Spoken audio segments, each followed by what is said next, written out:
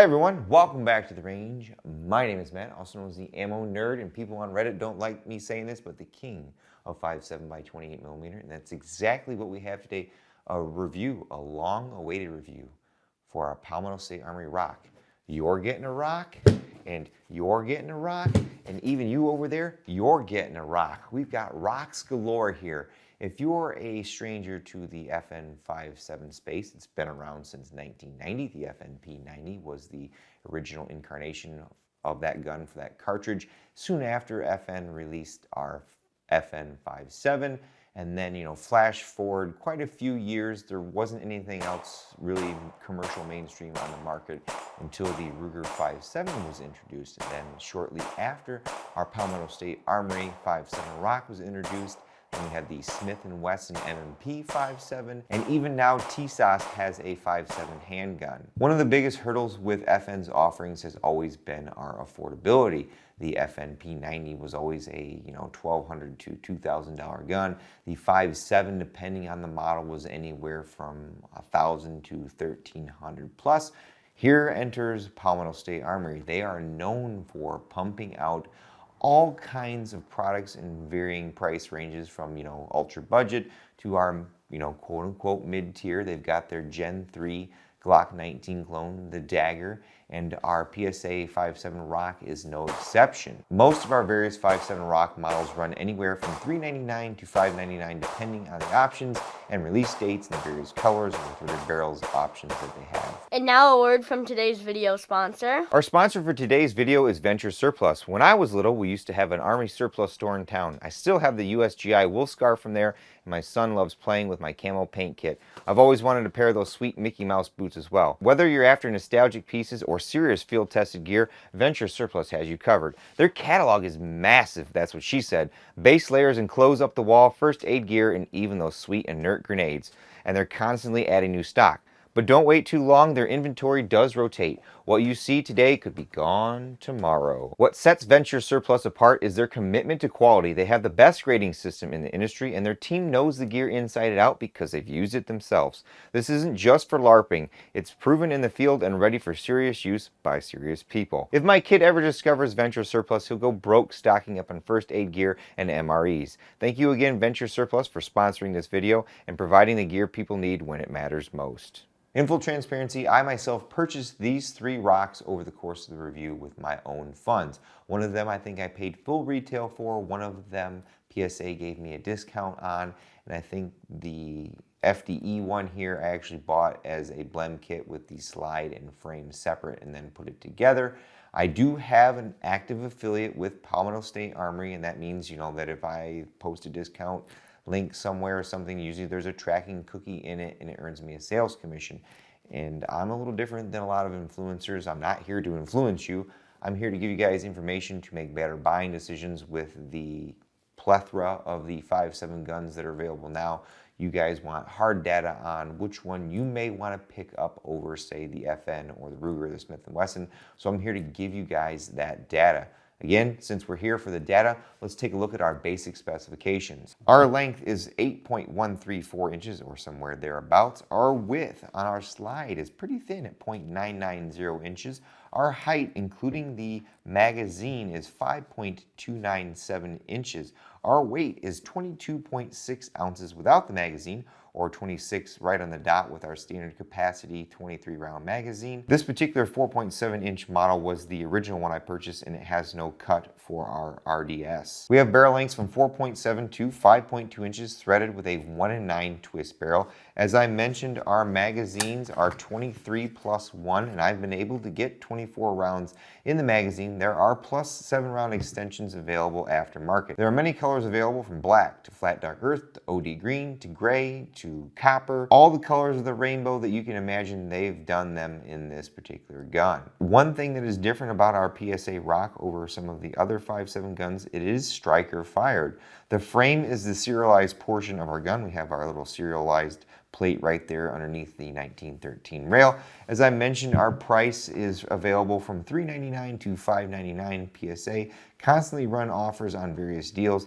I think I put that RK1 together right here, the flat dark earth, for I think $3.99 after transfer to my dealer. Starting at the front of our slide, we've got our flush barrel right there on this model. Our sights are Williams aftermarket adjustables, Glock pattern, so a big plus for that. Easy to pick up varying different types of Glock pattern sights. A ported slide variation called the RK1 is also available. The slide is cut for ports, but the barrel is not. We have an external extractor, and a majority of all rock slides have a cut for an RDS. Either you can mount a K RDS to them, or they have varying different optic plates that will accommodate. What we have here is our RFX45 from Veridian, or I've got a Holosun 407 on the other one. Our frame supports a 3-slot 1913 Picatinny rail for your accessory pleasure. We have an oversized trigger guard that is very friendly for even gloved hands. That's one thing I like about this gun, is I can get my trigger finger in there even when wearing gloves in the wintertime. We have a typical blade safety trigger shoe, as well as a usable slide stop / release, and to round it out, a very, very large magazine release. To date, there is no manual safety. Our takedown button is on the underside of the frame right here. Eden Perfection offers a drop-in aluminum flat face trigger that takes out some of our pre-travel. I will say that our rock magazines typically will drop free. Some of these frames I think have a little more material on the inside, and sometimes because of how new they are, they don't drop free, but this particular black model, the magazine drops free either with the slide open or closed, and I do believe this flat dark earth one will as well. Not as fast as that one, but this gray one right here gets stuck almost a little ways out. I haven't used this frame as much as the other ones. We have a medium texture roughness on the grip on the sides, front and back, and one index point up here on the frame. We have one finger groove there as well. I would say that this grip texture isn't too bad. I have certainly grabbed much rougher grip textures, typically our FN guns, so this one isn't too noticeable, but it isn't very slick as well. Our magazine bodies are metal, and they hold 23 rounds. They will hold 24, and they seem to fit and do it reliably. Access Arms makes a +7 extension. If you can do your math, you know that's a number that YouTube doesn't like to hear when we're talking about firearms. These magazines are cut to fit in our Ruger 5.7 guns as well. I've noted that sometimes they don't drop free or require you to press on the slide release on our Ruger guns, but for the most part they work. The Rock magazines so far are the cheapest at around $20 a magazine. I think from time to time they run a deal of 10 of them for like, I think $160 or something. And I haven't seen anybody report any issues with the magazine, although there have been a couple people down south in more humid areas that have reported some rusting issues on their everyday carry. Field stripping our PSA 5.7 Rock is somewhat similar to our Glock. We've got this little takedown button actually underneath of our frame here, so you obviously want to make sure your gun is unloaded and pointed in a safe direction, and you'll take the magazine out and pull the trigger, and you'll pull the slide slightly back and then pull that little guy down right there, push the slide forward and up at the same time, and you'll remove the slide from our frame right here. Unlike our FN 5.7, this slide incorporates an underbarrel recoil spring and guide rod assembly, and it has a little button in the end that ensures that the barrel is locked all the way against the slide for reassembly. I would say the Rock operates on what appears to be a cam delayed blowback, similar to the action of our FN 5.7 and our Ruger 5.7.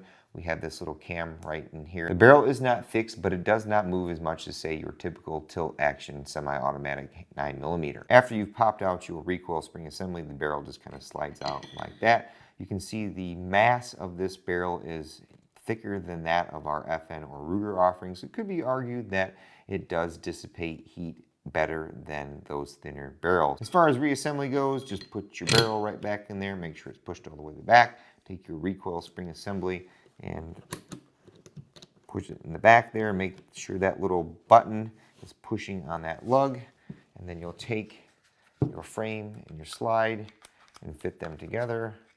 And of course, it never works out on camera.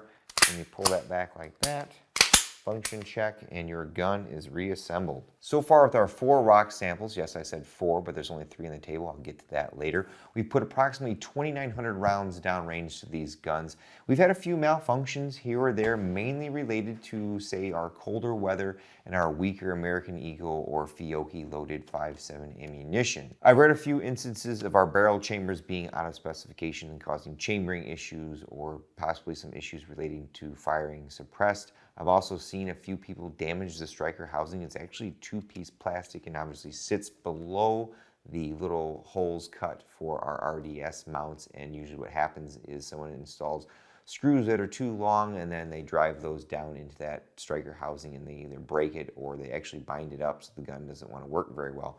I have pierced a primer here or two there testing some ammunition, and that little primer piece has gotten jammed in that striker housing, and then you pretty much have to take that apart to get that little piece out of there.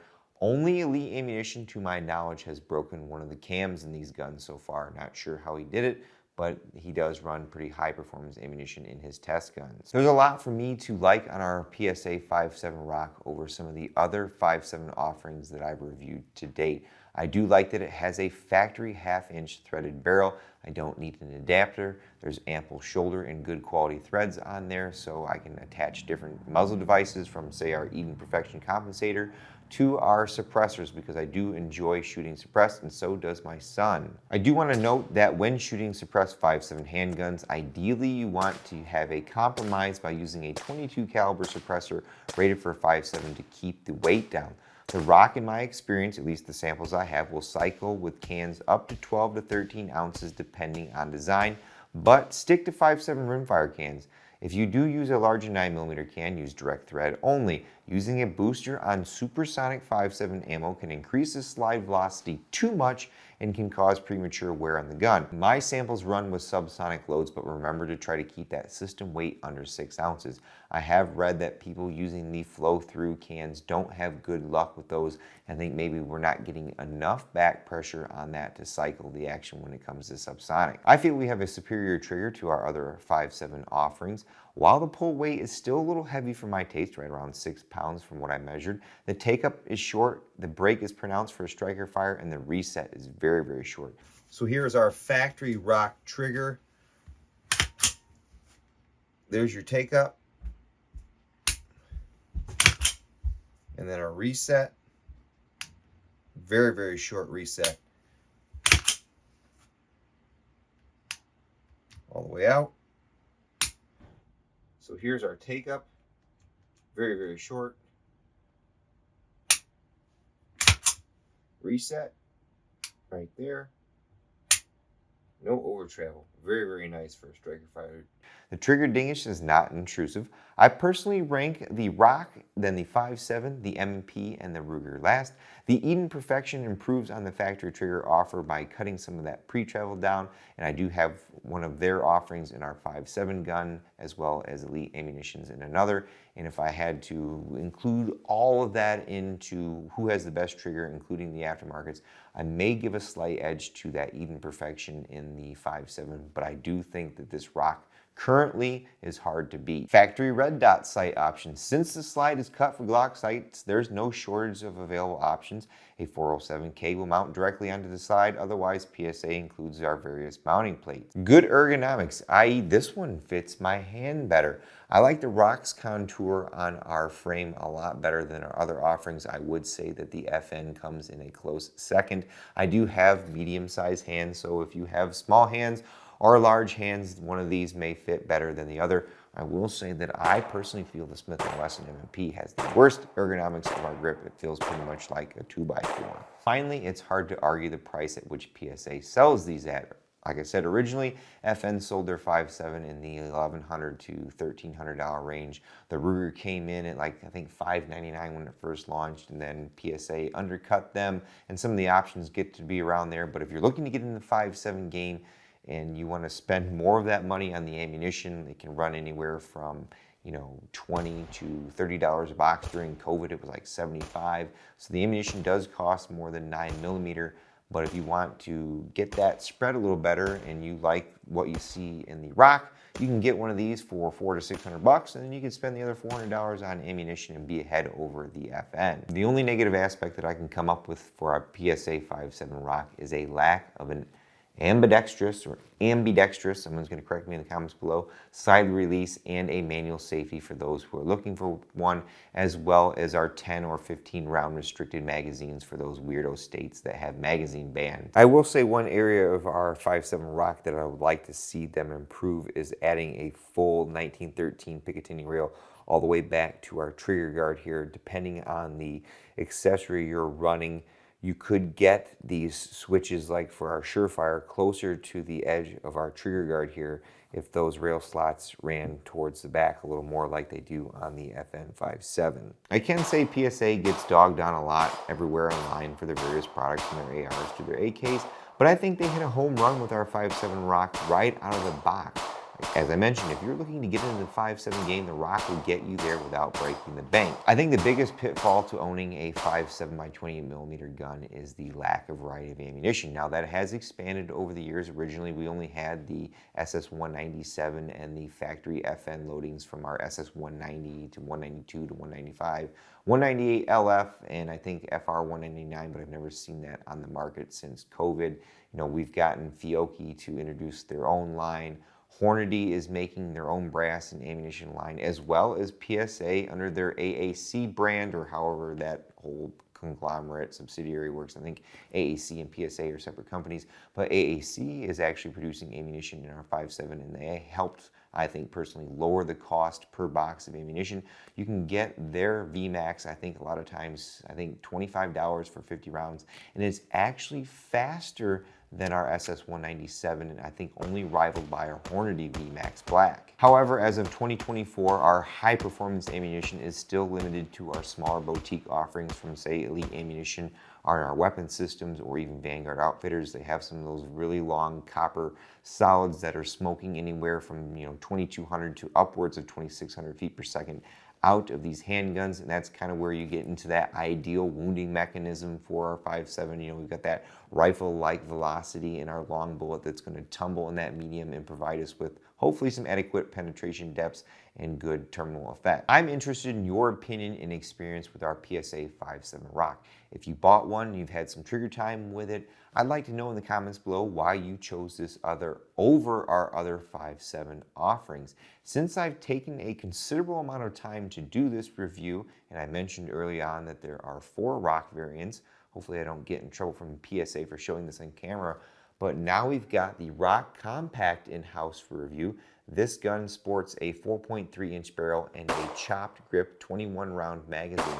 This thing is going to need its own review, but now we've got 4 rocks on hand to review it long-term to see how they hold up. With all that being said, it's time for me to get the heck out of here. But at the end of all my videos, I take a moment to thank all those who help make these possible, because there's a lot that goes into them. Number one is my family. My wife is over there reading a book, and she's helping press the buttons on the camera to make sure the batteries don't go dead. A big thank you to her. My son would like to remind you all to like, subscribe, and share these things so that, YouTube likes to suppress us, so the more that these can get shared and recommended, the more people can see them and make better buying decisions when they're looking at some of these firearms. Number 2 is my Patreon Subscribe Star on YouTube channel memberships. I have a campsite in the description below. Is a landing page with a bunch of different affiliate or discount tracking links in there, and they effectively earn me a sales commission. There's stuff in there for PSA and RMA, and what I do with that is I put it right back in the channel by feeding some of these guns. I think I'm up to almost 13,000 rounds of 5.7 in the last 4 years through all the various guns, so that doesn't come cheap. Number 3 are the fine gentlemen over at Palmetto State Armory, Jamin and Josiah McCollum. Again, in full transparency, sold me these guns at various different times during this review